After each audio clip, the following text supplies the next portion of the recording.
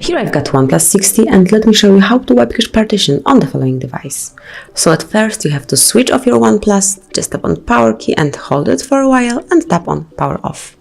Wait until it's off and then tap on power key and volume down key, so power key and volume down key, and hold them until you see the logo of your Oppo. Now wait a few seconds.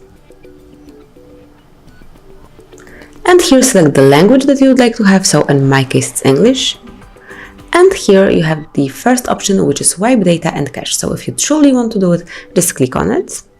And now as you can see, here is the second option, which is wipe cache. And if you would like to continue, if you truly want to perform it, just tap on yes. And as you can see, a wipe success. So you've just wiped the cache files and now it's time to reboot to normal mode and start using your device as you do it normally. So just tap on reboot and wait until you're back in the standard mode of your OnePlus 60. And that's it. As you can see, now you can start using your device normally. So thank you for watching, please subscribe our channel and leave the thumbs up.